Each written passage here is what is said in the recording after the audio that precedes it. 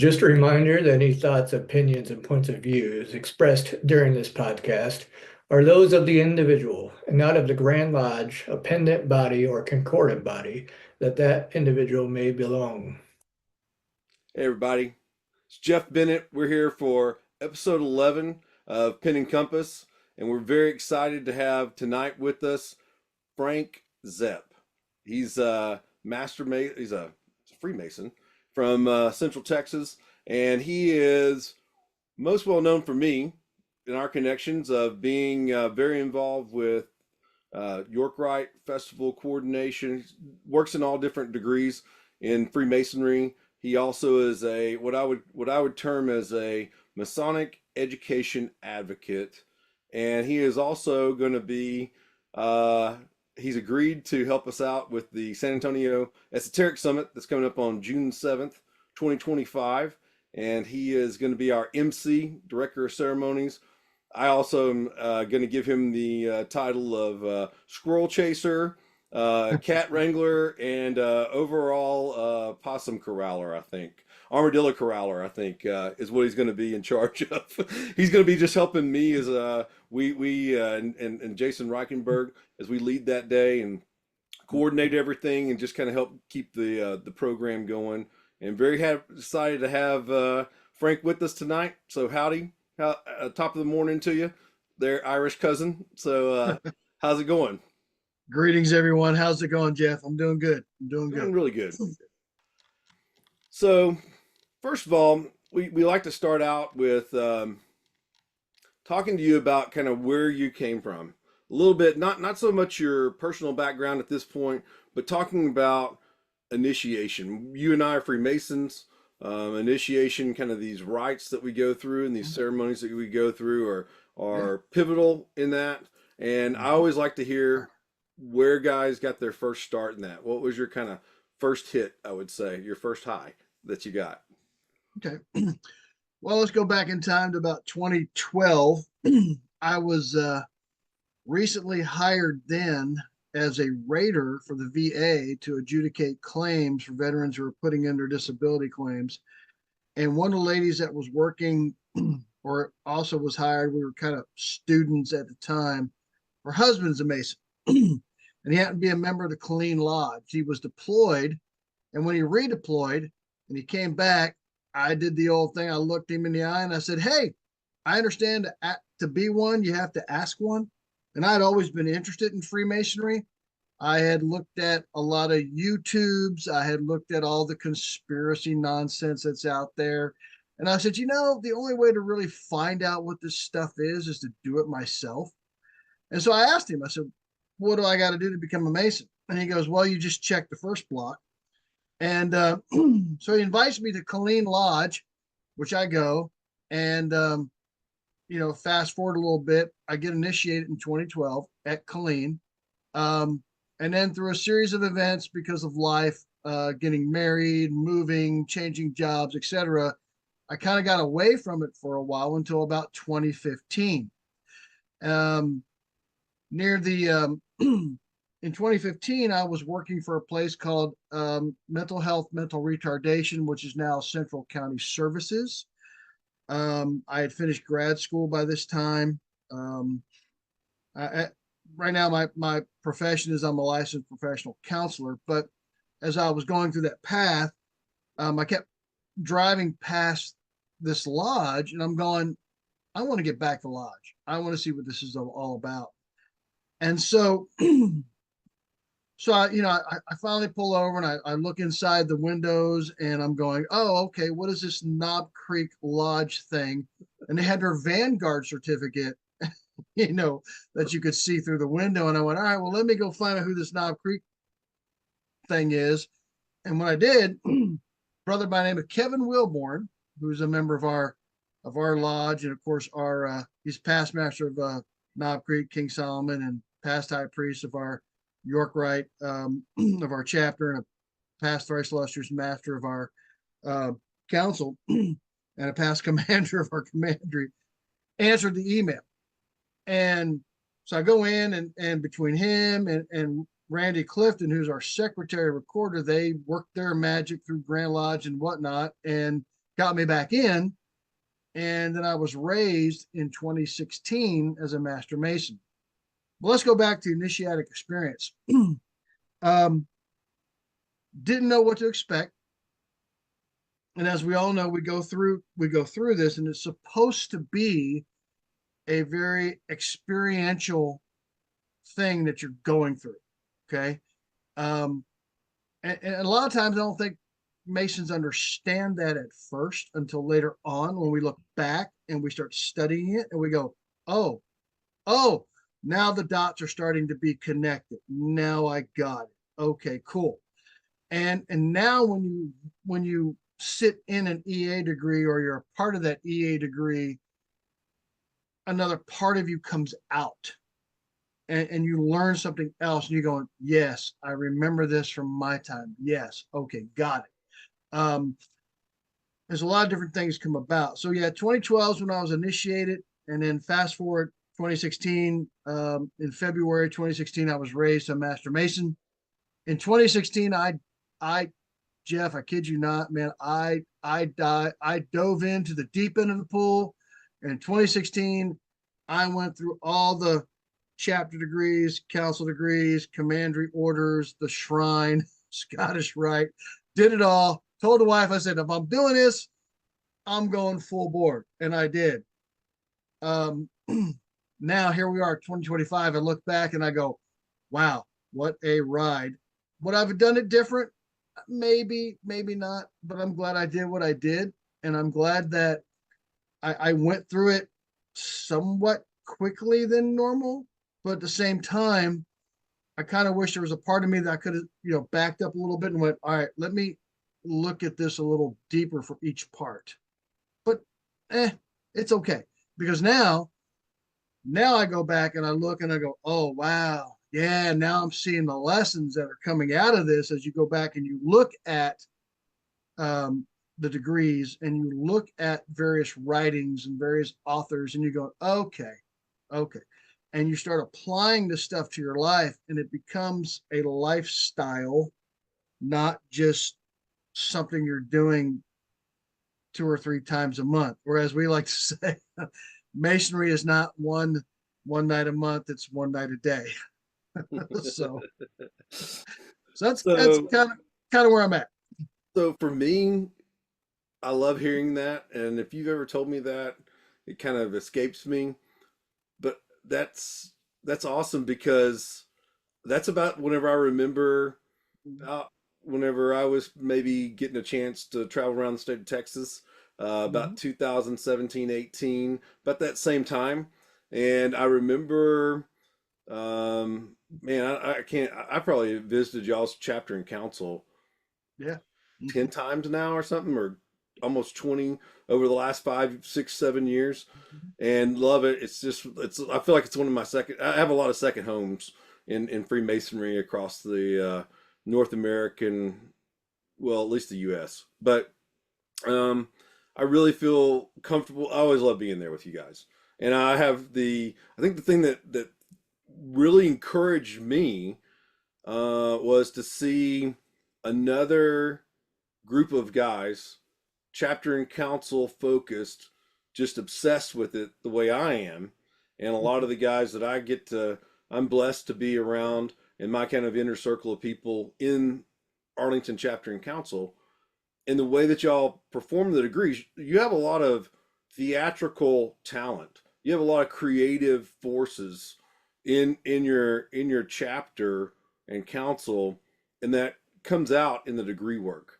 I mean, I don't know if I even think that my guys do the select master's degree as well as y'all do, especially if Casey Stanislaw's Yeah. there. We And have fun.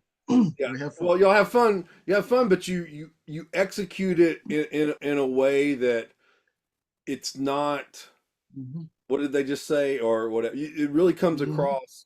Even though I know what you're supposed to be saying next, or I'm sitting there holding an open book on you or whatever, it's still amazing. It's kind of like watching a really good Shakespeare group or some theatrical troupe or something like that. Y'all are well rehearsed, and you have a lot of just guys that get it.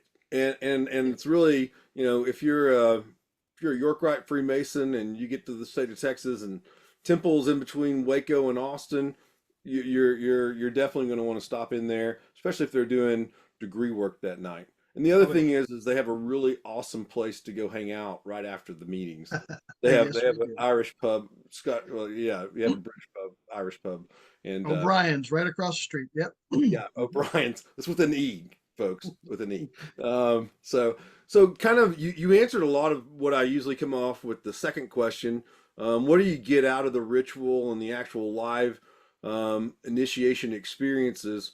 Maybe from the thought of when you and I both are kind of at this level where we're sometimes in the degree teams, but a lot of times we're kind of setting up the outer framework of that and Mhm. and kind of that structure along with I know some of the guys you mentioned, Kevin, Randy, some Mhm. of those guys are a part of that process there.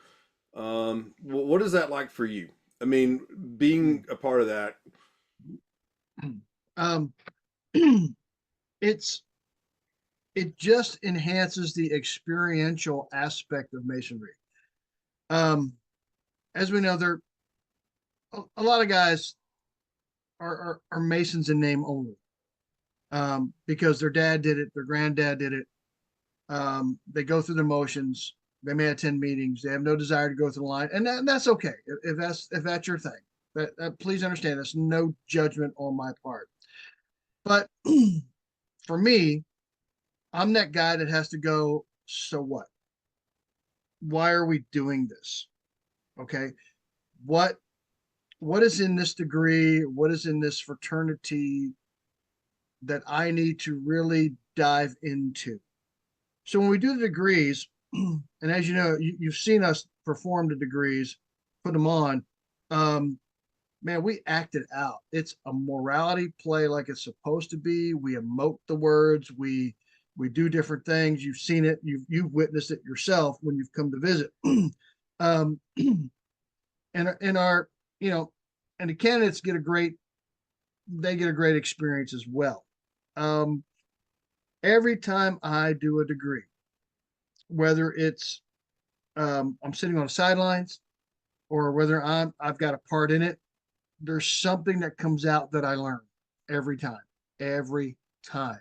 And then I go back and I go, okay, all right, what did our Masonic forefathers mean by XYZ here in the Royal and Select degrees? Where are they going? What was their purpose? Okay, and I try to look at that and go, how can I put myself in their mindset back then, way back then, yesteryears ago, and go, what was going on during that time period in history? What's going on in their lives? What does this mean to me? How do I become a better man, a better husband, a better father, a better brother, a better companion, whatever? How do I take this stuff and use it to better my life? Or because if I'm not doing that, then why be in this fraternity? That's just kind of where I'm at. That's where I'm at. So hope that answers your question.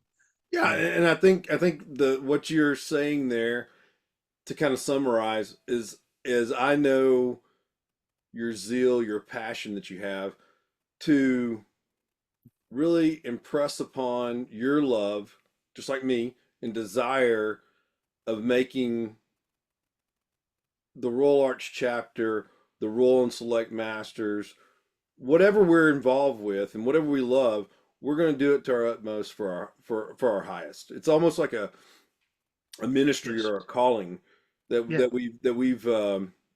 we've taken upon ourselves. That kind of this kind of metaphoric mantle that we've put on to go forward on this kind of engagement.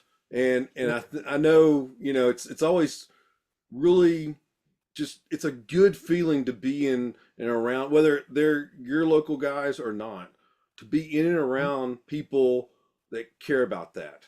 And Mhm. a little bit of a spoiler, we're recording this in very late January 2025, and actually within 7 days, actually about six, Frank and I will be a part of conferring the Knight Masons degrees in Hillsborough, Texas, and we're actually both members of that council, Yeah. and we're very excited about that twice a year. And we've worked very hard in that council.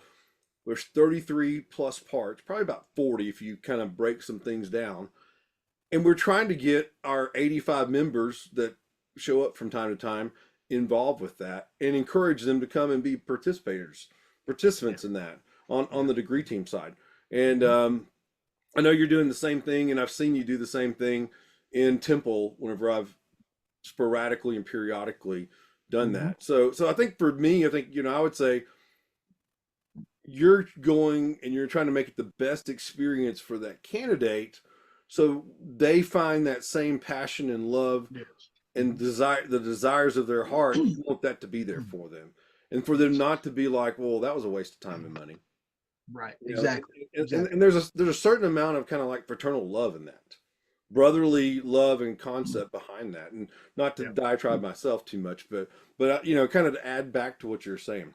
So all that kind of flows in for me, in the beginning, 20 something years ago, whenever I was like what you were describing, the first couple of topics that we discussed, for me, that started turning into, I had a voice as an author and an essayist originally, kind of short talk writer. Have you done any, I don't know if I've ever seen you do a presentation or anything like that. I know you kind of help facilitate those things, but have you ever produced any of your own work? Kind of putting you on the spot here, but. I haven't written anything in terms of essays or papers or short talks. I've done various presentations in Blue Lodge. I was asked to go to Killeen last year, I think it was, and I did a presentation on the initiatic experience, and we started with the EA degree, obviously, and then in Allied Masonic degrees, I've done presentations on the Royal Ark Mariner degree, and some of the things the lessons that we pull from that. I've also done some things, I guess you could call it a little short talk, maybe in Commandery about one of our words that we use. Okay. I don't know if I'm allowed to say that here on this forum. So I'm just trying to. Is it out of the Bible or out of Western? It's actually out of the Bible. Yeah. It's a name out of the Bible. But a lot of people didn't know what that was. Does it have to do something with Good Friday? No. It actually has to do with one of the prophet Isaiah's son. Okay. Anyway. Okay. Look, all right. Just go ahead and what was the subject matter of that? Well, Maher-shalal Hasbah is the son of Isaiah. And you read that in Isaiah, I want to say 8, could be 6. Forgive me, I forget the chapter and verse. But that name is in the Bible.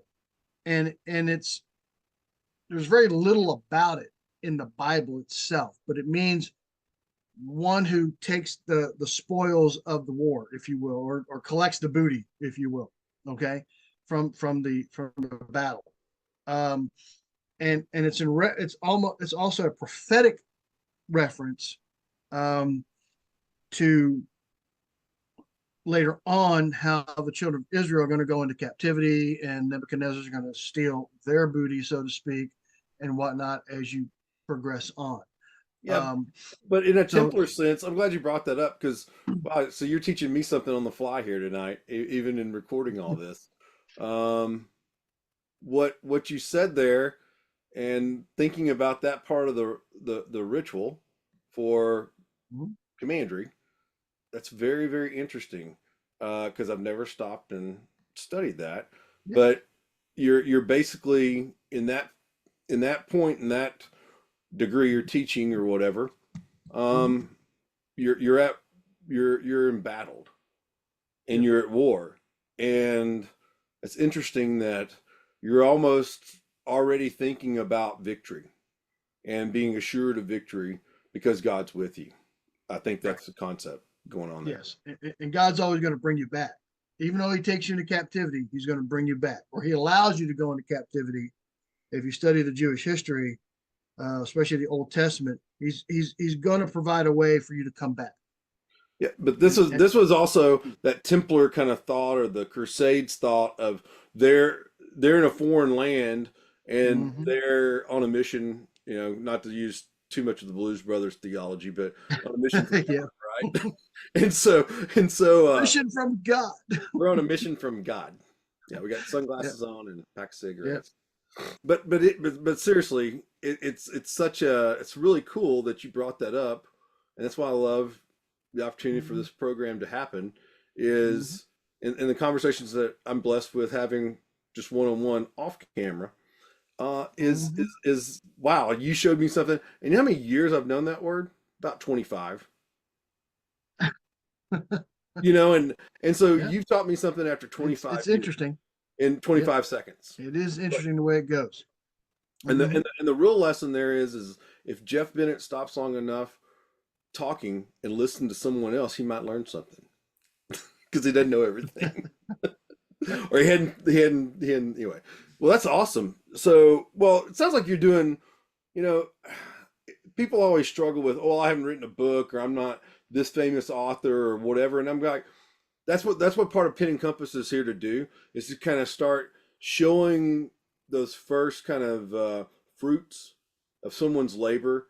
And you've been doing these things, you Hmm. said, since a little over 10 years now, getting closer to 15, I guess, about exploring the ritual, contemplating it, Hmm. interpreting things. And you have this certain mindset that I love to have and that we both embrace. And I Hmm. think you shouldn't discount that you're setting up opportunities through your presentations and things to teach others and to challenge them and to engage them and hopefully encourage Yeah. them Hmm. to kind of What, go in their own way towards something like that. So, do you have mhm. anybody that what you've kind one of of the helped things in that that? So go ahead, Frank. What? one of the things we've done recently with our chapter and council, we've changed up now. We used to meet on the second Tuesday of the month, and we would do our chapter meeting followed by the council meeting. Excuse me. What we've done is we've broken that up now. And so in the odd numbered months, we're doing chapter, even numbered months, we're doing council. And the reason we did that is because the companions wanted more education. Okay. And I wanted more education, to be honest. So our goal, our goal on, like, for example, February coming up, which will be our council meeting, the gavel will drop at 7:15. By 7:45, business is done. We're done. 7:45, we're going to start education, whatever that piece of education may be. Okay. Whether it's talking about the history of Texas York Rite, whether it's talking about what's going on, what do the three Dias officers represent in that council. Okay. What are some lessons we can get? Um, so we want to focus on education from roughly about 7:45 ish to about quarter after 8, and then close the council and then recock the room and head over to O'Brien's for our fellowship, because Where that's the real really meeting where starts. all When the the, when the real meeting that's starts. where the real meeting starts, and that's where we solve all the world's York Rite problems. But nobody takes notes, so we have to do it again next month. Anyway, Right. so, Yeah. um, Yeah. but we are looking at, um, between now and our new, when the new year starts, as we know, starts June 24th for the capitular and cryptic year. Um, we're testing some waters right now. We Jeff, we brought in, like, what was it, 17 guys between 23, 24, and into our chapter and council. Um, Brand new guys, and they're active. They want to learn. They want to, you know, some of them have said, "Hey, I'll sit in a chair," and so the presiding officers have pointed them to, like, veils and whatnot, just to get them started. And so we're active. We're doing some things. In January for our chapter meeting, we did a Mark night. Okay, we brought out the Mark book and had guys put their marks in the book. That's pretty cool.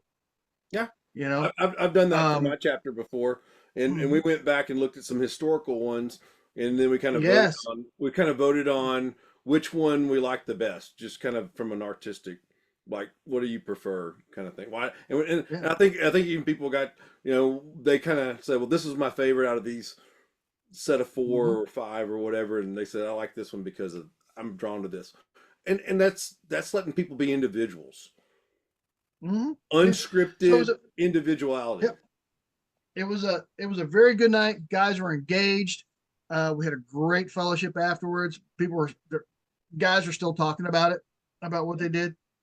Um, Because it was all you about know, and them. then Because they yeah, felt like they were a part of it, not sitting over exactly. here. Okay, pay your dues and wear this, and wait a minute, your tie's a little off. I mean, it wasn't any of that. It's about No, them. It's about exactly. their being. Yes, And yes. yeah, sorry, Mhm. you got excited I am about this. Yeah, but that's got some things we're doing in Temple Chapter and Council. We're trying to be more engaging. We're trying to, because I'll be honest with you, we were getting burnt out um, doing chapter followed by council. Because by the time you got to council, you're already tired. Your attention span is almost gone, Yeah, and we were getting out of that room at anywhere from 9:30 to 10 o'clock at night, and guys are just whooped. yeah, They're tired. They worked all day, or they had maybe went home, changed, and had a little bit of time to you know, kiss the wife, hug the kids and whatnot, and then come back to meeting. And then, they're getting home 10, 10:30, 11 o'clock, and wash, rinse, and repeat the next day for for your usual vocations. And so we said, you know what, let's time out because we feel like we're rushing through the council and we need to give council its due time. So back in October, September last year, you know, we brought it up to the companions and then did all the, legalese crap that you got to do with that stuff to get it changed and, held it over. And in January, we started. January was our first meeting, chapter only. And yeah, it went a little longer. All right. We got out of there about 9, but that's because we're doing a mark night, but guys were engaged. So that's cool. There's nothing wrong with that. And in February, when we come up this next month, it'll be just council. And we got a few things in the hopper right now, and we're looking at in the future, starting in July, when the new presiding officers take their offices. Um, we're looking at some serious educational type stuff that we're going to get into. Our baseline, please understand, this is a baseline. Okay, is the capitular and cryptic coursework that Robert Davies has done, Pierce Voss has done in their books. That's just our baseline. That's just to give us a starting point. We can do floor work. We can do practice. We can do, hey, what did this part of the degree mean to you? We're going to do some experiential things, some personal things to get the guys engaged. And our hope is that if you missed a meeting, all right, you're like chomping at the bit to get back to the next one because, oh man, I missed all this great information. I missed all this education. I missed this fellowship. That's what we're going for. so don't forget about the 27 cryptic lessons from the 2020 Grand Council Roll and Select Masters of Texas Committee on Education.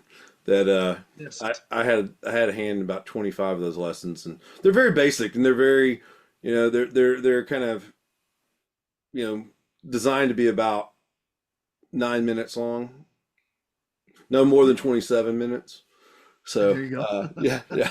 So well, I think you've given us your vision, at least, especially very detailed in the chapter council, which chapter capitular council. We a lot of times we'll refer to that as cryptic because of the Mhm. actually what Frank's background is a crypt, and that's kind of an imagery and symbol of the degree work that we get to do in that part of Yep. Freemasonry.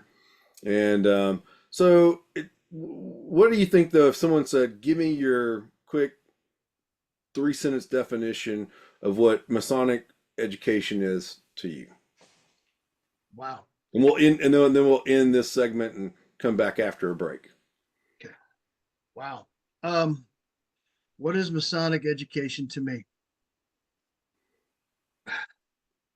I think it's all about the takeaways. If we're doing it in a meeting, what am I taking away that I can reflect on and apply between now and the next month before I get another lesson, or even continue to apply and research forever? Um, it has to be relevant. That's the biggest, I think it's one of the biggest things that we face in our fraternity today is relevancy. You know, what what makes you come back to a meeting month after month? Okay. What's the relevancy? And so the education has got to be relevant. It's got to have that so what value to it. It's got to have that, oh, I can take that with me and I can chew on this piece a little bit for the next month. I can meditate on it, I can reflect on it, I can research on it. That's kind of how I see Masonic education. It's both individual and it's collective. And so on the individual side, you have to internalize it and go, okay, this means absolutely nothing to me, or it means something to me. What do I need to pull from this? And then collectively, we as a group in that meeting, we're like getting that aha moment together. Okay.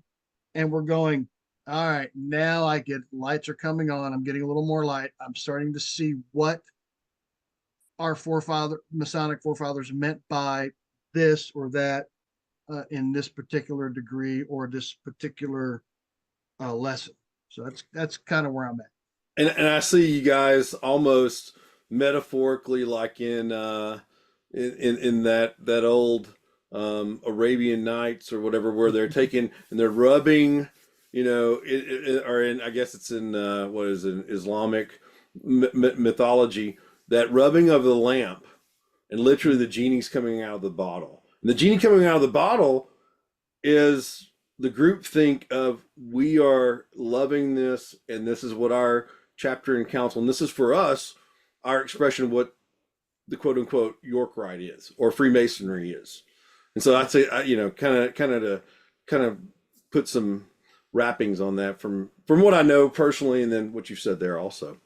That's great. Well, this is going to end our first segment, part one. And so we're going to come back to you with Pen and Compass. This is Frank Zepp's episode 11. We're going to be talking about more things, individual study, as well as corporate, lots of corporate stuff, event type things coming up that we're going to be talking about. We're very excited about. So we're going to take a quick break, and you can do that too. But we'll be right back with part two of episode 11.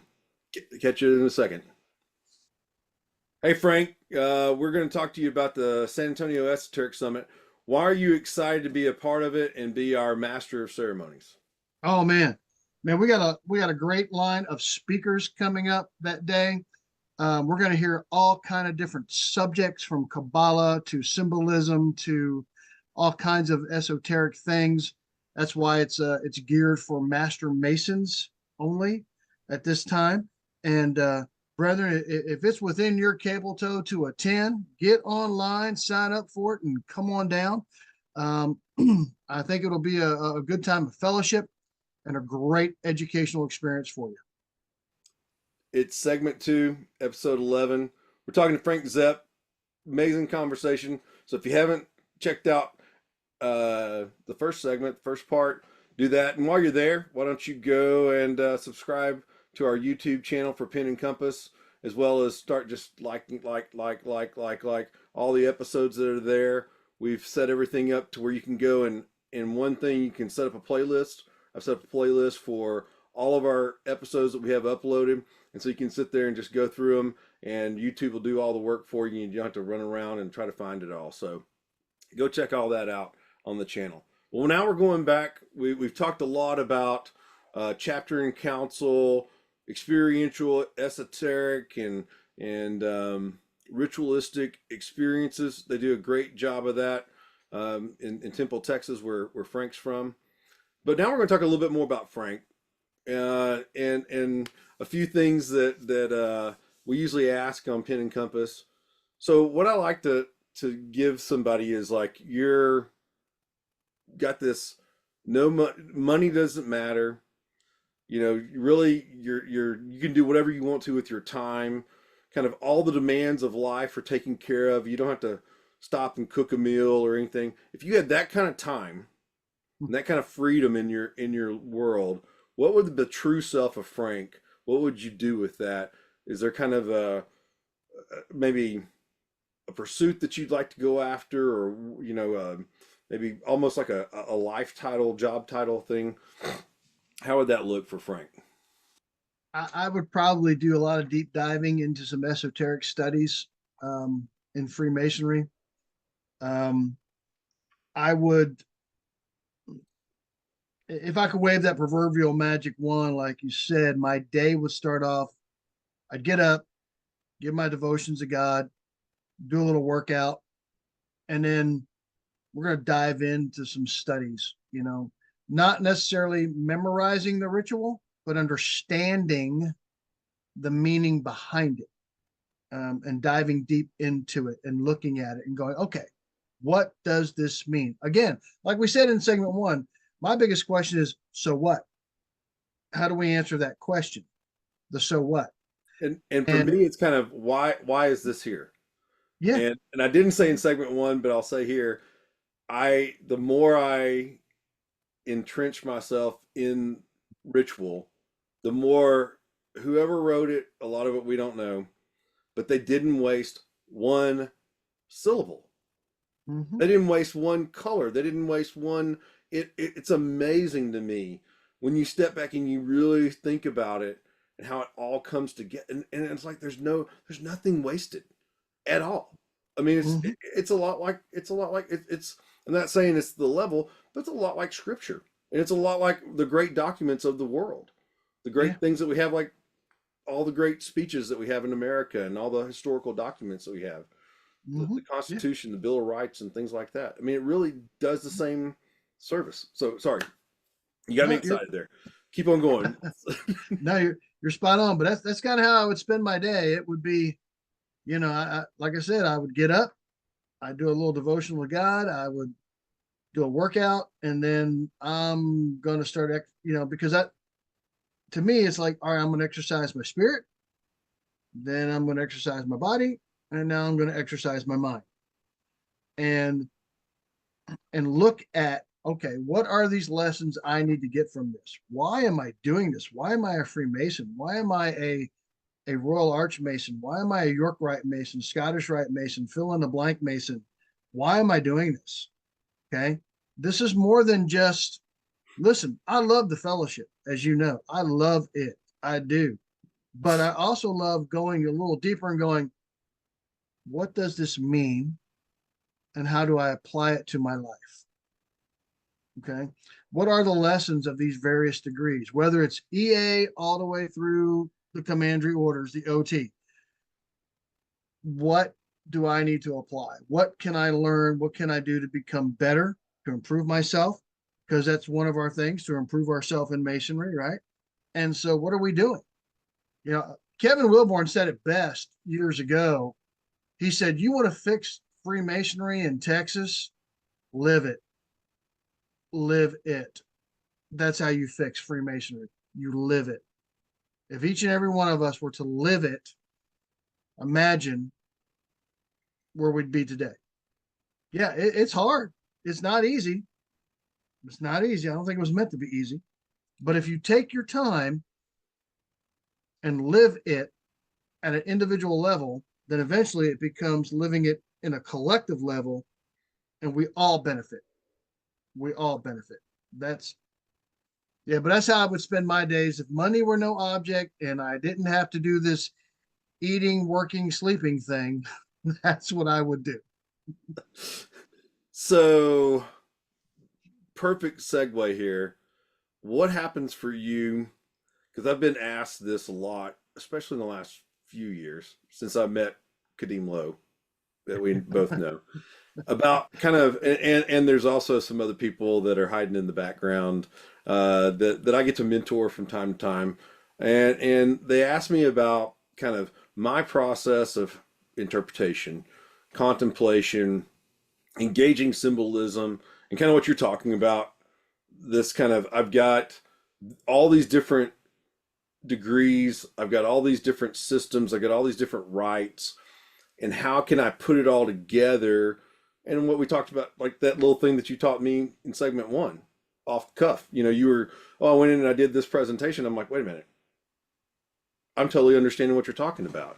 And that was how, and I started contemplating. I'm like, wait a minute. As you're talking, I was listening, but I was like, okay, so how do you do that yourself? I mean, does it kind of happen naturally for you, or is it more of you have to think about it and engage in kind of a certain method?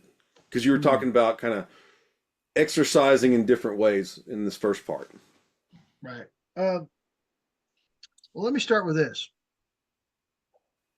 All the lessons of Freemasonry are summarized in one verse of the Bible. One verse summarizes all the lessons you will ever learn in Freemasonry. And you'll find it in Micah chapter 6, verse 8, where he says, what is it that God requires of you, old man? But to, okay, do justly, love mercy, and walk humbly before your God.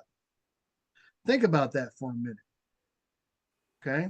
If you do those three things, are we not incorporating all the lessons of Freemasonry? Now, it may take us a while to get there because it's a journey. Whereas a lot of when I was in the military, like a lot of my leaders would like to say, it's a marathon, not a sprint. Okay.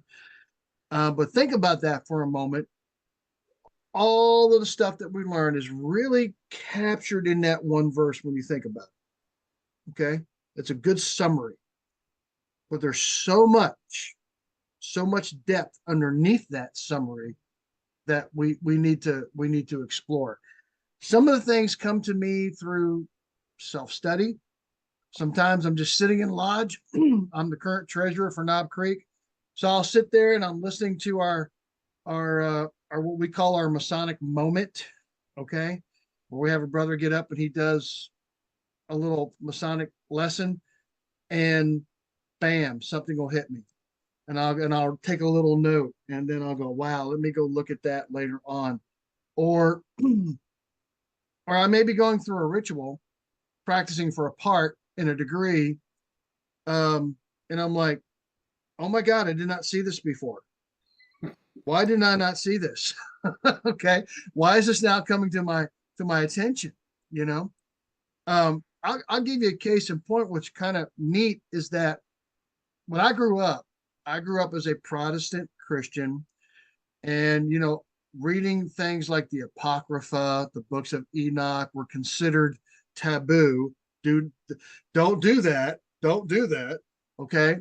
And then I get into Commandery, I get into the Night Masons, and I go, oh, wait a minute. There's a piece of this that came from the Apocrypha. That whole deal about without trying to, I don't want to. Well, it's retelling the historical perspective of Yeah, the Persian Empire and the exiled Israelites at that time after the Babylonian yeah. conquering and dismantling of Jerusalem, and they're And that, being pulled back over yeah. into Babylon and Persia. And that philosophical discussion that a certain king and a certain um, Prince. prince talked about what's what's stronger, truth, women, wine, etc. That where does that come from? It comes from Esdras, from the Apocrypha. Yeah. It doesn't come from the 66 books of our quote unquote Protestant canon. No, it comes from the Apocrypha. So interesting read, by the way, when you start getting into those books. It starts to piece together some of the missing parts that we may see within our canon. Yeah, I get it. Scholars will debate, well, it's not inspirational and whatever. I don't care. Um, it's still an amazing read because you still can learn lessons from it. You know, what's wrong with learning certain lessons? But to know that, like in Night Masons and in Commandery orders, you find that story. It's the first time you're given that story outside the quote unquote 66 books that we are so, accustomed to. Yeah, and it's really outside of what you're talking about, kind of. Um, it's adjacent, I'll say, to orthodox and mainstream modern post 1950s, post 1850s, um, kind of, especially American Christianity. Yeah. So yeah, no, I think that's really great, and that you brought that up because that hits on a lot of those things. So all during segment one, a little bit in segment two, you keep talking about there is some individual pursuits that you're doing, but I know you to be someone that is great as a team member, as a team leader, as a collaborator, and kind of getting involved and partnering with others to either build on their strengths that, I'm not strong at everything. I know my weaknesses. I know my shortcomings. And I think, you and I've done some of that, and I want to use this segment or this little portion of this to talk about that. Maybe talk about kind of what you enjoy about that from a collaborative teamwork kind of thing. Uh, well,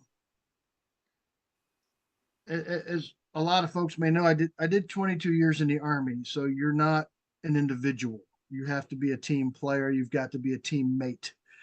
Um, and man, there's a lot of moving pieces in the Army, and I had the privilege of being at 2 and 3 and 4 star level commands, um, watching how all these pieces come together and how many people have to work together to accomplish the mission.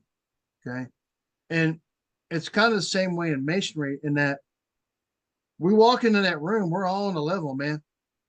But you know what? We're also, those guys are going, what needs to be done? What do we got to do? Oh, we got to do this with the building, or we got to do this with our ritual, or we got to do this with the next degree. And, and so we're all working together. And, someone's appointed a degree master, to kind of herd the cat, so to speak. And, we all have our favorite parts within various degrees, but we're also willing to step aside and let someone new come in and learn that part and do that part. To me, it's all collaborative. Um, and we all work together and we all work off each other.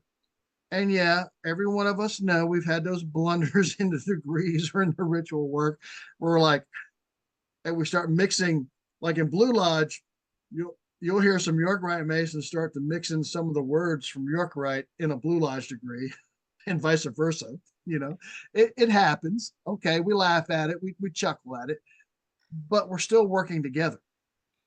Okay, we're working together. Um, it's not about Frank who's doing XYZ part and degree. All right, in the Royal Arch degree, I'm the captain of the host. So the captain of the host confers a degree. I got it. It's not about me. Okay. It's about all of us. Okay. It's about all of us who put that degree on to give those candidates, the best possible experience that they can get. Okay. Um, it's not about just reading the words or reciting the words without emotion. It's giving them something to latch onto so that when they at the end are like, wow, that was really cool. That was experiential. And they get something out of it. That's what's important. So Go with ahead. that, go ahead. A couple of years ago, we were coming out of COVID lockdown, and you sent me one of my favorite ever, most favorite Mount Everest Facebook messages that I've ever been sent in a little short group. It was between myself, you, and the greatness of King David Rogers, our our just amazing companion of the chapter and council committee on work here in Texas. Um, man, talking about hidden treasures. Yeah. Yeah. That what you were motivated one day and you said, I'm gonna reach out to David and Jeff and kind of tell me a little bit of. I always love a lot of times we're on this podcast we're talking about like what made you do that? Like I mean I was excited, but don't get me wrong. Like and you know anyway, kind of go. You were sitting there thinking our lives had kind of slowed down because of COVID, and you're like, hey, can we go do this? Oh, you're Tell me about. talking about the day under the Royal Arch. Yeah, the day under the Royal Arch. So I really don't know how it came about. But I was thinking, I was like, the Royal Arch degree is a very in-depth degree. It takes a little while to get through that degree if you do it full form, not festival form. Yeah, 3 hours. yeah, 2.5 to 3 hours at least. And I thought to myself, I said, what if, we had breakfast, we did the degree, we broke for lunch, we came back, and then we had this esoteric discussion about the degree. And so the whole day was considered the day under the Royal Arch. And so that's why I reached out to you and David and I said, hey, what do you think about this idea? And of course, you jumped on it like, a duck on a June bug. And, and, and, and you came down, David came down. We actually conferred the degree on live candidates. I mean, it was an actual degree conferral in the morning. We went to lunch, we came back, and we said, okay, cool. And we started talking about the various parts of the degree from the But I beginning think the key towards thing the end. is, I think the key thing is your concept that you're kind of leaving out is that you left all the regalia up, all the Yeah. props, you Mm-hmm. left the staging and Mm-hmm. everything out. We usually have like a closet or storage area or whatever, and whenever you're not conferring that, you put that all away. And you left all that out. Yep. I had gone in and y'all have a really great like screen or whatever, and I had a PowerPoint, and so it was about as interactive Mm-hmm. without us. And I don't think you burned in sense in the meeting space, but besides that, or us like handing them some kind of, we almost engaged all their five senses. Is what I'm trying to get at. Right. Yep. We And did. every synaptic and cortex of their brain.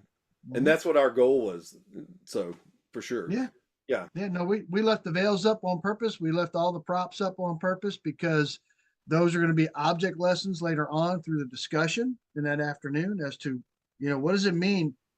What was the significance of passing from this veil to that veil? You know, what was the significance of finding the treasures? What, all this stuff that was going on, you know. And of course, with David Rogers coming in and talking about the principal sojourners soliloquy, so to speak, and how that comes into play and the visuals. And yeah, you're right. We tried to hit it all. No, we didn't burn incense because I'm telling you right now, Temple Masonic Center, fire in that place does not get along, Yeah. because in Yeah. 19, Well, there's a negative connotation with that. Yeah. But, yeah.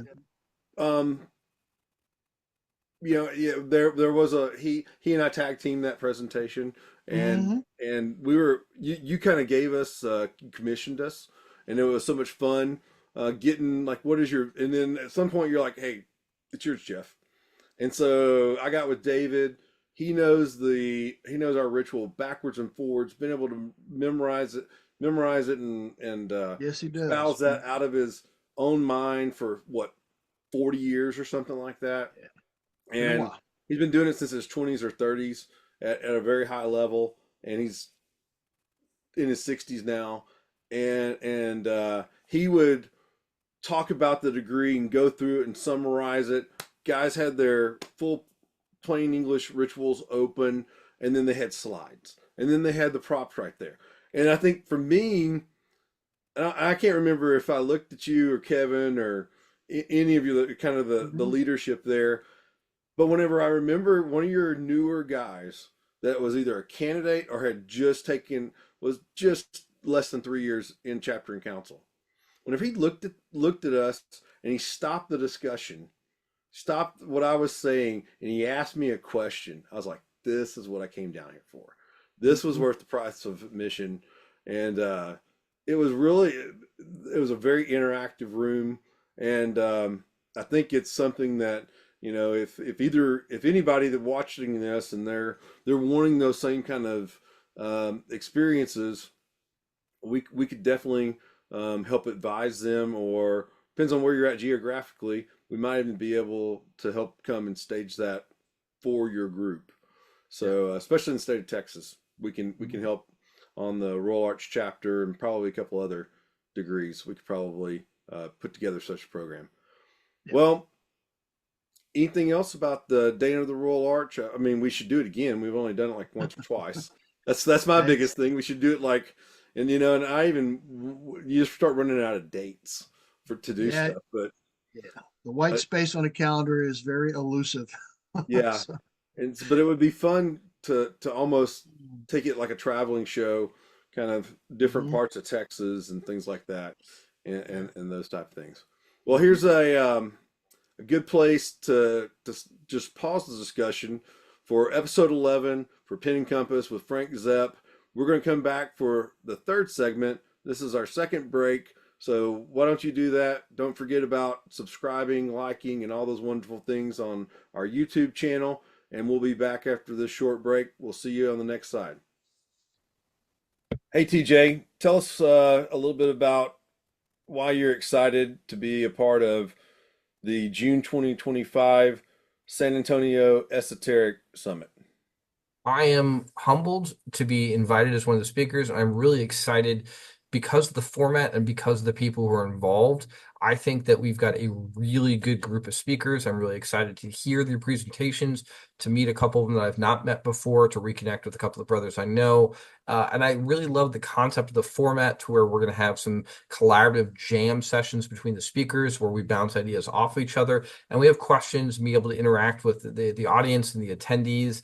I think that connecting with people who are thirsty or hungry for this esoteric knowledge is something we need more of in the fraternity. And I'm really excited and very appreciative of you organizing this event. Hey, everybody, this is segment 3 for episode 11, Pen and Compass. We got Frank Zepp with us here, and I'm going to hand over the galactic, universal, cosmic wand, and I'm going to have him be the supreme grand master of the whole Masonic Freemasonry universe. He gets to take Freemasonry and make it exactly what it would be if he had that type of power. And he's going to tell us what that would look like right now. Oh God, that's a huge order to fill. Like I said earlier, it's about individual and collective study.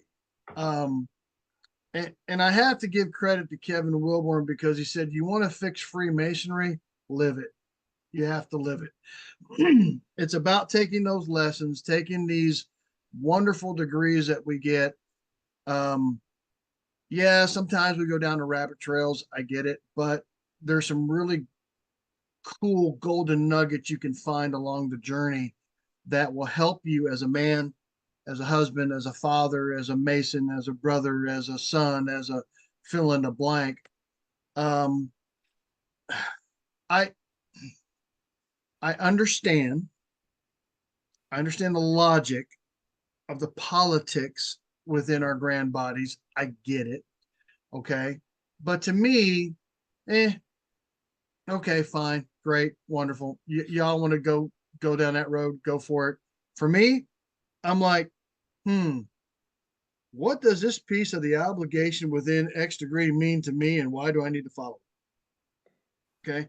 What was my Masonic forefathers thinking when they came up with this password or this grip or this, what's going on here? Why what do I need to get out of this? What's the so what? How do I answer that question? So what? Okay. Um, yes, I've got a ton of, like a lot of you, I've got a ton of Masonic books on my bookshelf that I read and I look. Some of them I go, yeah, okay, this is a lot of fluff. Or better yet, it's just, and it's not a judgment, it's just another brother's interpretation of what he believes it to be. It may not be what Frank Zepp believes, but it's what he believes it to be. And that's okay. It's all symbolic. What do the symbols mean to you? Okay. What does it mean? What does it mean to keep your passions in due bounds? Okay. What does that compass mean to you? What does that square mean to you? Okay. What do all these little working tools that we get through all the various degrees mean to you? Okay.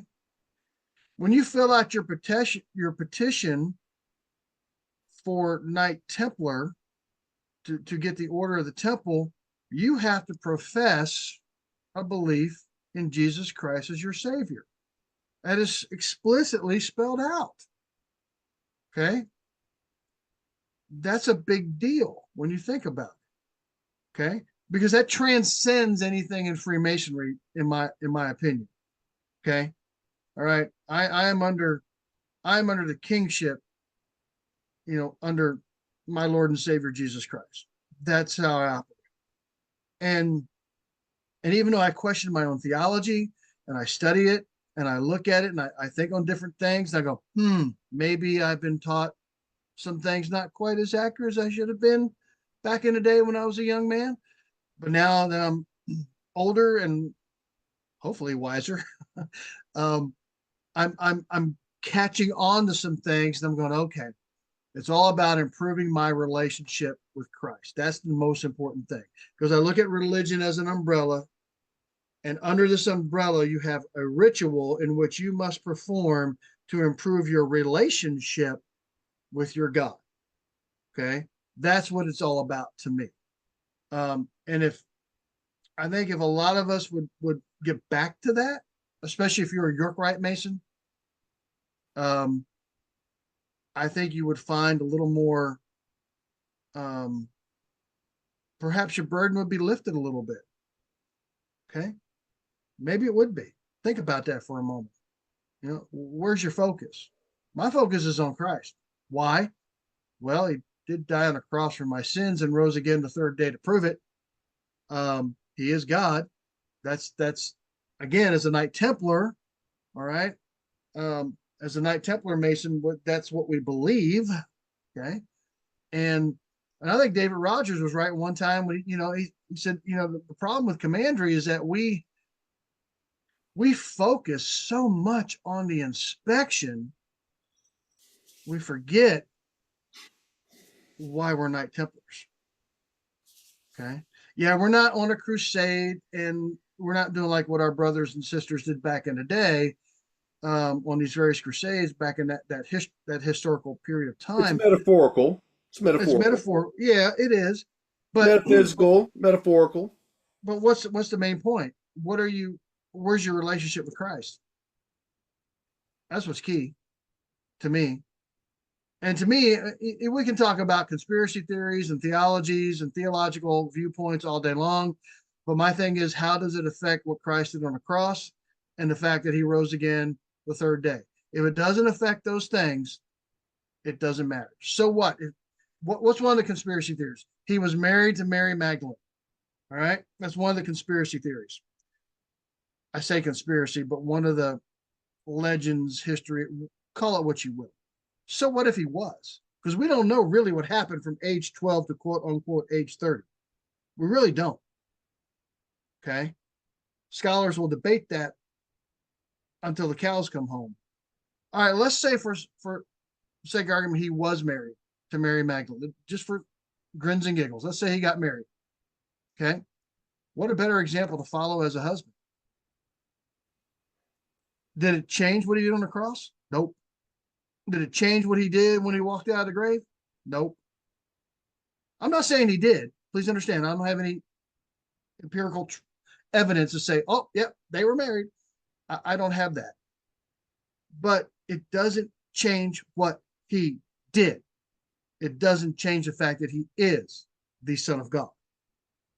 Okay, those are, especially as a Knight Templar, you have espoused those beliefs.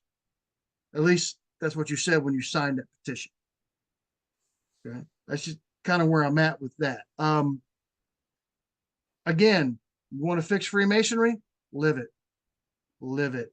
Well, I don't know about fixed Freemasonry. I think my thought is how would you amplify the things that are the are kind of the essence of the good? And I think you've kind of talked about that. I mean, I think Freemasonry is ecumenical within the Christian faith, but it's also we allow members of different faiths. And Absolutely. I think I think that's for me in 25 years, uh, that's been a blessing beyond blessing.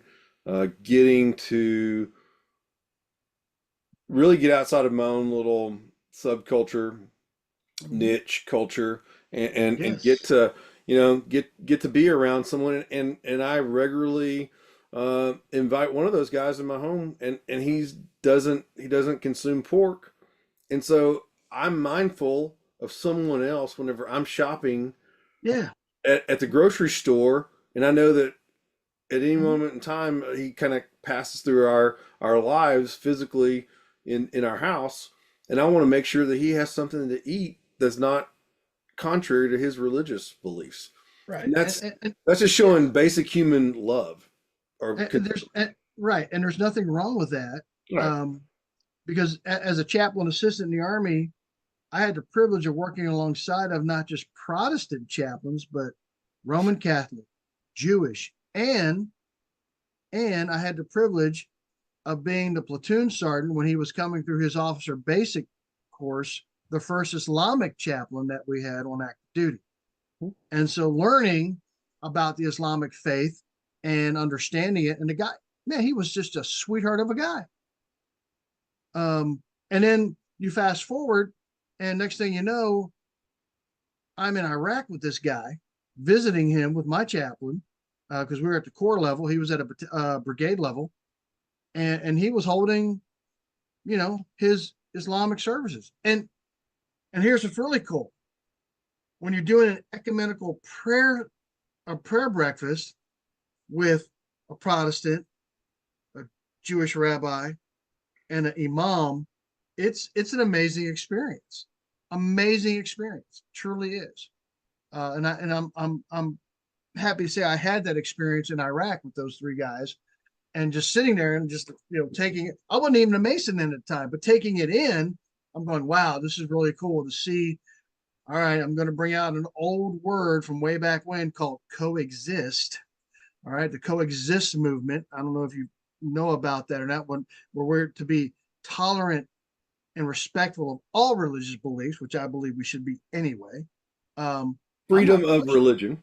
Yeah, I'm not pushing my belief down anybody's throat. But my thing is, I love to talk to you about what you believe and why you believe it, not to convert you, but to understand it Yeah, and go, oh, that's cool. Yeah, great. and it's even and we are Mhm. very blessed in Texas, especially if you get a chance to travel around within the different Mhm. areas, metropolitan areas, rural areas, mid-level kind of suburban areas and things.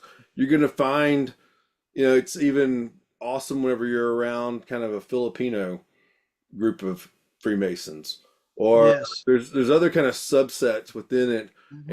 and it's very big in their culture to be a part of that, and Yes. so Mhm. um, it's not one size fits all, and so Right.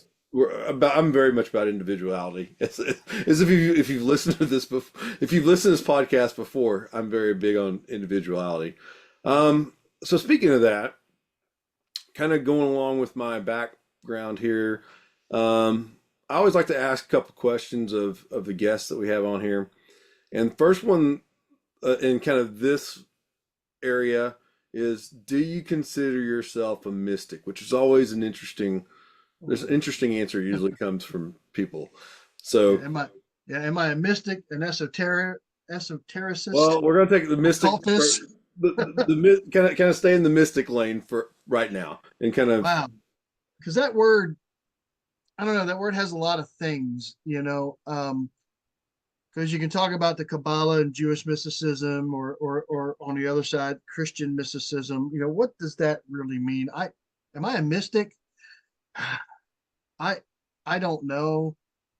I think I'm a little more on the esotericist. I can't even say it. Esotericist something side. close to that. Um, am I a mystic? Am I that guy that practices mysticism or believes I can attain insight into various mysteries beyond human knowledge? Or that, but if you talk about that knowledge it's only known to a few, that's really the classic definition of a cult. Right. Okay. And so in that regard, in Freemasonry, yeah, you could say that I'm kind of there, because I'm looking at these things that I have not known before, and these things are known only to a very few of us, and we still study and dive into it, and we're trying to figure it out. But again, what do you do with that knowledge? Do you I, just say, I think for okay? me, sometimes and you kind of reacted. A lot of people try to, undefine the ineffable almost or something, Mhm. and you're kind of, oh, I'm gonna kind of go around. For me, I kind of encourage people to say, well, think about, are you kind of attuned spiritually Okay. to things outside of yourself, inside of Mhm. yourself and outside of yourself, and what's going on, and do you feel like you're being guided by what I would call the Holy Spirit, Mhm. rock, kadosh, to do really bad Hebrew on a podcast, but Yeah. but yeah, it's for me, I think that if so kind of with a little bit of that context, that's what I'm kind of asking there. Do you at times feel like you're being, maybe not hear an audible voice, but I guess that small voice that we're, especially those of us that kind of come from that traditional kind of evangelical Mhm. Protestant background, that you're supposed to be listening for that in prayer, that small voice. The Right. Holy Spirit speaks very quietly Mhm. according to kind of that theology and doctrine. Yep. So, what about those type of things? If that is a definition of being a mystic, then yeah, I'm there. Um, because even in my, you know, I'm not Catholic, but I do recognize that the Trinity in my prayers. And yeah, I'll do the sign of the cross in the name of the Father, the Son, and the Holy Spirit. And I understand how that Trinity works, in terms of my own theology. And it's the Holy Spirit that brings back to my mind those things which I have remembered. Um, and and the Holy Spirit is the one that dwells alongside of us, because the Greek word that Jesus used was paraclete or parakletos, which means one who draws alongside of you. And and so I've been looking at that recently. I don't want to go into it right now. What I think the Holy Spirit is. That's a topic for another discussion. But in my own personal belief system, um, yes, it's the Holy Spirit that guides me, that indwells me, that says, Frank, you're going down the wrong path. Change directions. Let's get you back on the straight and narrow. Watch your thought processes, all that good stuff. Because I think it helps in terms of a self awareness as well as a spiritual awareness. Yeah, I think for kind of a presence, a magnetism, kind of a magnet, Mhm. like a gravitas type concept of you just feel that um, God wants to be kind of almost this physical, close as possible, this physically way, Mhm. and things are revealed to you, and that's what I'm talking about a lot of times. A lot Yeah. of times I just let people answer it for themselves, but with you and I kind of bridging some connections from those type of things. So, as terrorists, real quickly, what would you kind of add to that? since you kind of brought that Uh, up. Definitely a student of all things esoteric. I love it, man. I do. I really do love it. I love diving down. And again, look at that word, esoteric. Esoteric, occult, kind of have the same definition of those things that are only known to a few. Um, And known, I think, is not given to, but known. yeah, it's kind of like you discover and you go, oh, okay, so I was at this level now. I discovered this other piece. Now I'm up to here. And now, oh, there's this other piece. Now I've come up to here, and as you're beginning to learn, but a lot of my colleagues or my in my circle are not there. They don't care about the esoteric stuff. They don't care about things like the Kabbalion or the Apocrypha or diving into the mysteries of the Kabbalah or whatnot. And that's fine. That's their path. It's not a judgment. It's just for me, I'm really intrigued by those things. And so I want to learn these things and then go, okay, all right, I have this knowledge. Now what? What do Do I you do think with some of that comes from your background as a chaplain? it? I think it comes from my background of being before I went into the army. Um, I did go to Bible college.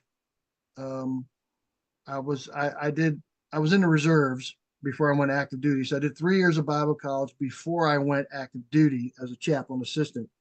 And and I think throughout those years, learning and studying and understanding, and even though I had my own theology, man, I had to really watch myself because I wasn't as accepting of other religions as I am now.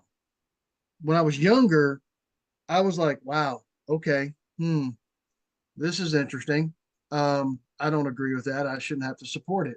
But understanding now, coming through the army, that really helped me understand that you know what, I don't have to agree with a certain theological viewpoints, but I can still respect them and I can still honor them and help them enjoy their freedom of religion as well. That's So, so key. That's yeah, and so for me, I'll just kind of add whatever you label yourself as. If you enjoy our fraternity and you're active in it, just let mhm, everybody be what they want to be. And that's kind of exactly. my this is like I beat this drum every time on every episode. I usually find a spot to do it. And right now is what I always say, you enjoy your Freemasonry the way you want to enjoy it. And Yes. and Yes. that's I think going back to kind of the magical ability to Mhm, amplify Freemasonry. If everybody would start allowing that at whatever level they're active in, and mhm, that would be in their hearts first, we would mhm. all be a lot better and enjoy things a lot more. And so for me, I'm just Agreed. trying to, Mhm, like you kind of talked about, and sometimes people get upset when I use this term, but I'm trying to find the tribe of people and just kind of let's all meet together in a tent, metaphorically. Sometimes it's digitally, virtually, whatever. But and that's the things that I enjoy. And so anyway, mhm. that all right, down off the soapbox, the mic's out of my hand, and I'm off the stage. No more diatribes there. But so going back into that, you talked a little perfect segue. Man, tonight we're hitting on all the gears here. So, favorite subject matter of study, like going back elementary Oh school, man. junior high, high school, and you talked about college and things like that. Hmm. Um. Wow. I'm going to have to say history and the Bible. And the Bible's very generic. There's a lot of stuff going more theology than anything else. I enjoy those types of studies. So Yeah. But did you like the stories, like the story of Noah? Did you come on, when you're a boy and you're in like they're making you sit down and you're not out there mhm. running around on the playground or something, and then they all of a sudden they start telling the story of this little guy that was about your age, and he picked up a rock one day, three of them, and he put it in a pouch. Yes. He started swinging one of them and he killed a giant. Yep. You're like, it's like watching Superman do something, right? And it's like, Mhm. who is that guy? Oh yeah, King David. Or he eventually became King David. He's a shepherd boy, and like you hear all this, like wow. And so Mhm. that's one of those things that sometimes maybe in kind of revisionist whatever the revisions that we've kind of sometimes go Mhm. through in modern times.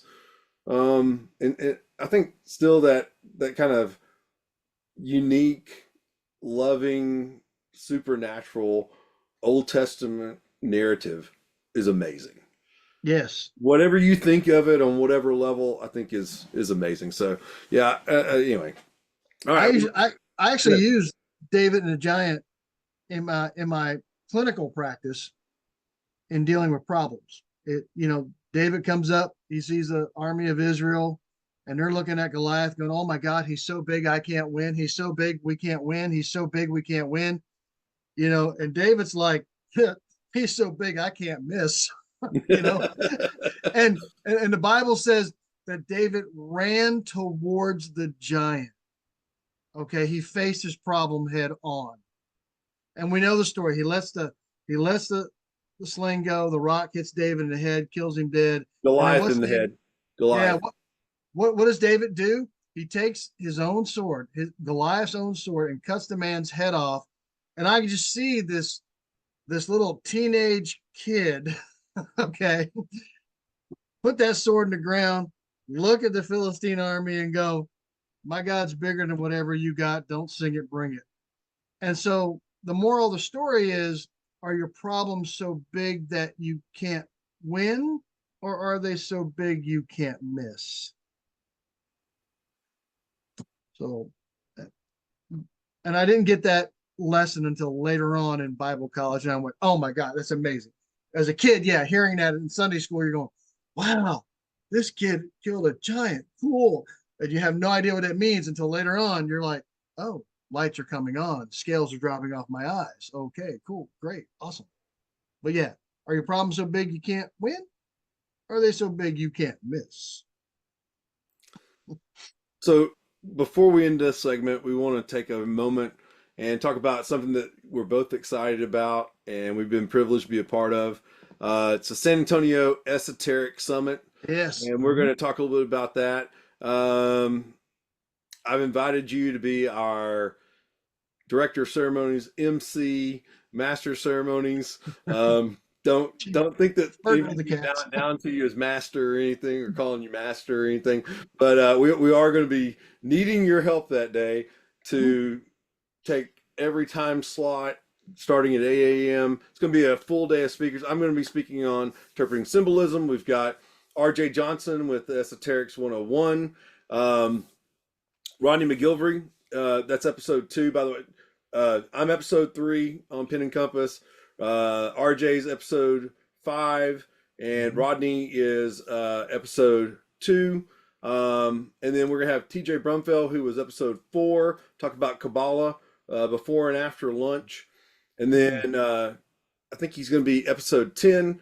Dirk Hughes is gonna come in and talk about beehives, beekeeping, and kind of a lot of esoteric learning and knowledge and things that kind of go in with that. Perspective Freemasonry, some Hermetic philosophy.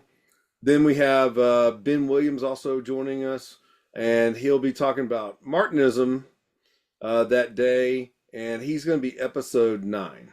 So you're going to kind of be time watching, helping out whatever needs to be done. We're going to be hopefully filming Mhm. that, as well as we're going to have audio going on, and I've got you a big nice chair in that building already set aside so you're comfy all day, and as you're going through and listening to the presentations, and then helping kind of encourage discussion and Q&A also in those different segments. And then you're Mhm. also going to be leading our speakers panel that day. Sorry, that's a lot, but I wanted to kind of outline it for everybody before they go to our website, which we're going to have as a part of this episode and every other episode.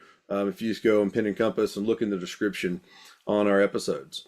So you're part of the team. What do you think about all that?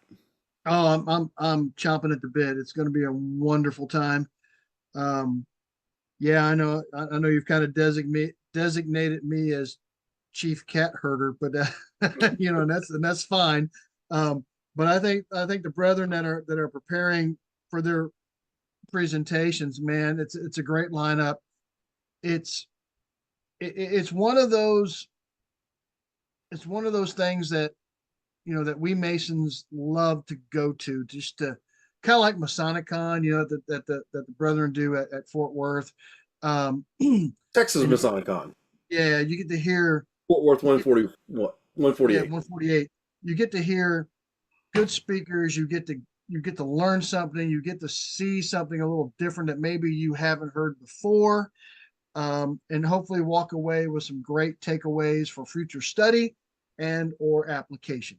So I'm Well, looking forward to that myself. we're trying to do the impossible. We're trying to meet people on different levels. We want the people that are kind of like, I don't even understand what you're talking about when you're throwing out these titles of these presentations, but I want to learn more Mhm. for my own self um, advancement and improvement. Also, we're just making we're the way we've designed it is it to be very interactive, very much of a workshop more than kind of a academic lecture Mhm. exercise. And we want it to be really to we're only allowing 50 tickets to be sold, and so it's going to be very personable, and it's going to be a nice small meeting space, comfortable, but at the same time very much to where you don't feel like you're a part of this big huge group and that you're not getting access to each individual speaker, especially if one of them in particular. And then they're going to have those of them that have written books and things like that. They're going to have those things along also to help promote what they do personally. So I'm excited. Thank you so much for kind of you're gonna be my captain o' captain as I do the first presentation, get out of the way, and then just kind of sit in the back and, like you said, just kind of. I used to be in baseball. I used to be a catcher, so I'm just ready for whatever comes at me, and play There you go. first base too. I'm just ready to dig the ball out of the dirt or whatever we need to do, Mhm. block it or whatever, and it's going to be a really good time, and we're getting excited about it. So if you go to San Antonio Esoteric Summit, we have a Facebook page, and we are requiring that you be a Master Mason in good standing to attend, because some of the presentations will be talking about symbolism and some other things. My presentation in particular. And we want everybody in the room to be able to freely discuss things. So we are kind of restricting it to Master Masons only, Freemasons only. So Okay. with that, you have to have been in the third degree. So with that, we're gonna take a brief pause. We're gonna come back for the next segment and wrap it up from there. So everybody, we'll see you on the next side. Hey everybody, Robert Johnson here. Just really excited to share with you that I'm going to be at the San Antonio Esoteric Summit. I'm excited to be presenting on Esoterics 101. What is that? Well, it's really designed to be a beginning look at the deeper mysteries within Freemasonry and that span across multiple schools of wisdom.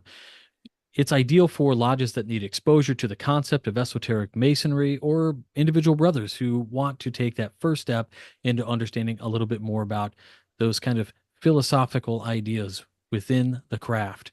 Schools of wisdom, hidden symbolism, and hints at an ultimate revelation are going to be explored. And I'm looking forward to sharing all that with you again at the San Antonio Esoteric Summit. Thank you, and I hope to see you there. Okay, now we're back for the last segment. It's going to be really fun. We got some rapid fire, either or type questions that I like to ask in the segment. Kind of end on a high note, a little bit more lighthearted than maybe the deep discussions that we've been trying to engage in the previous segments here on episode 11 with Frank Zepp. So these are always fun, and we'll just get down to it. The first one I love to ask, because this tells me a lot about you: Beatles or Stones? Leonard Skinner. But if you had to choose Beatles or Stones, Rolling Stones. I would think because of the Leonard Skinner comment, that makes sense. Um, so Star Wars or Star Trek? Star Trek. You like Star Wars at all, or I you're do, but okay? I prefer Star Trek.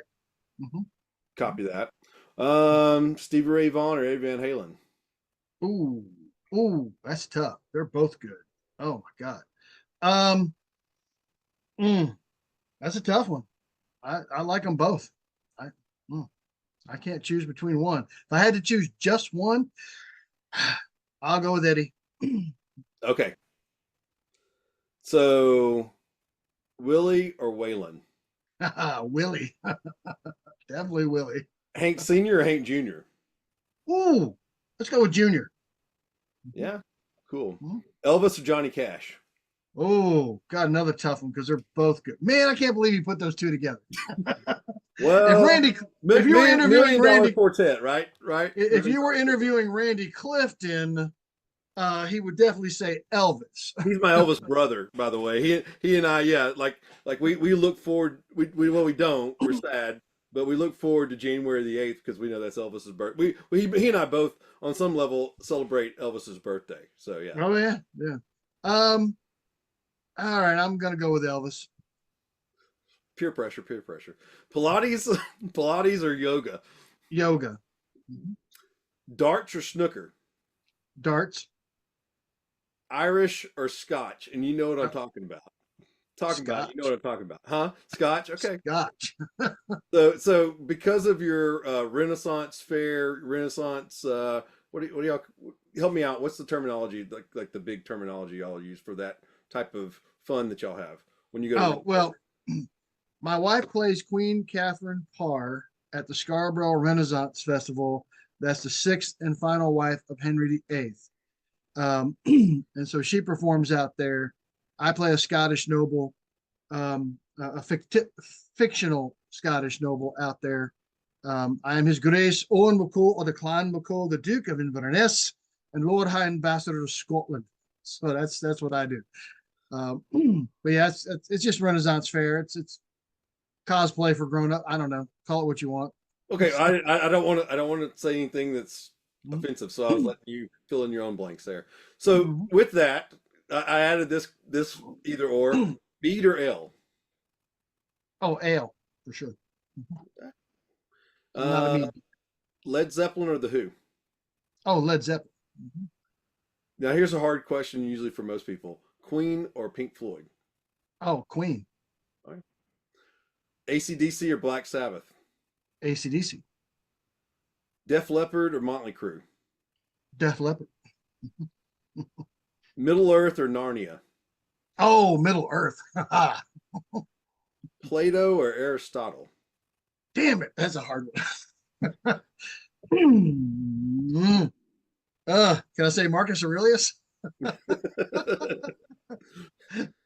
Sean Oh, Connery or Daniel Craig?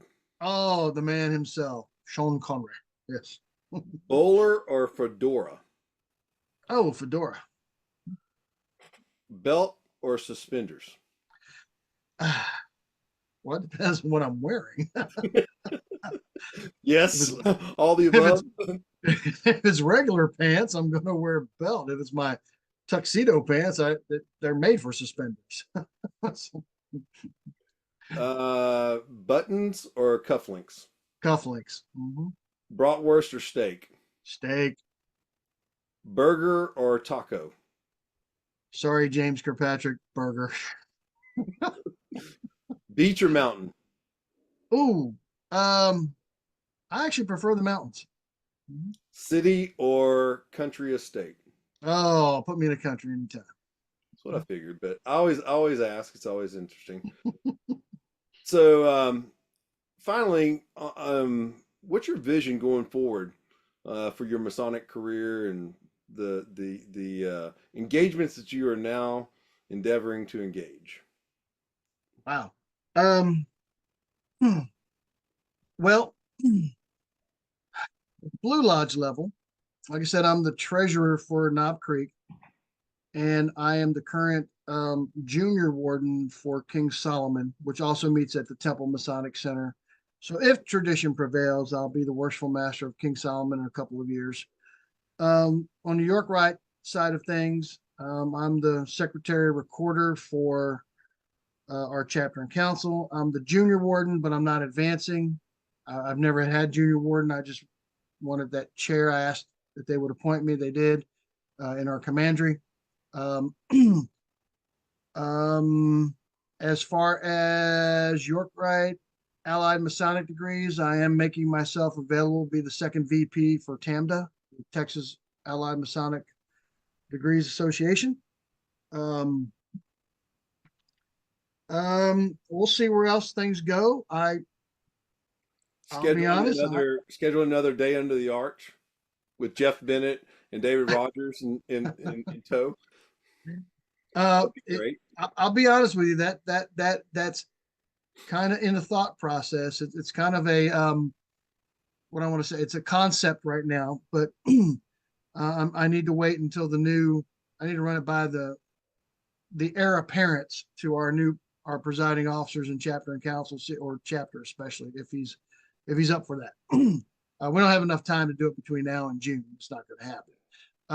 But it is on the future on the future docket. Yes. And I think something like that, knowing the people that we know, we want to try to. You're never going to find a Saturday without any conflicts. Right. But you definitely want to have it to where people, those that want to come and bring their own companions from different parts of Texas, especially within a couple hours drive, there's definitely up and down 35. There would definitely be, y'all are so centrally located. There would be people. I would even think driving 6 hours round trip. Yeah. Come to that. And of course we want to do a repeat by having, hopefully 3 candidates, whether they be courtesy or ours, actually going through the degree. Yeah, there's just a little bit of coordination, but we can do that. Yeah. Yeah. Well, cool. Well, anything else about your focus and your time and your talents and all those good things? Well, once I retire, which is another 6, almost 5.5 years from now, I hope to get out and visit a lot more chapters and councils, and toying with the idea of maybe running for one of the Grand Lines, but that's to be seen yet. We'll have to play that one by ear. We can talk about that offline. Offline. So, fellow seekers of knowledge, brethren, folks, and friends, we're so glad you joined us here for this. But it's time to step out of our cosmic 5-pointed star carpet ride that we've been on, leaving this magical time and time machine for this episode of episode 11, and reminding you that it's time to mix again with the world. Sacred retreat that we've known here today, but we have seen how written in the past with the quill and the parchment, the present finds libraries full of books, and future will see the cosmos filled with great and mighty digital content. Thanks to our wonderful guest, Frank, for his time and allowing us the opportunity to talk to him about all the great things going on in the Temple area, and excited that he's part of the Esoteric Summit. And so with that, I'll just say light, life, goodness, grace, and to all mankind, and peace be with us. All right, peace out. God bless Texas. Didn't you have something about bratwurst or lederhosen or something? You had that. Oh, I did that. Okay. Yeah, where's my lederhosen?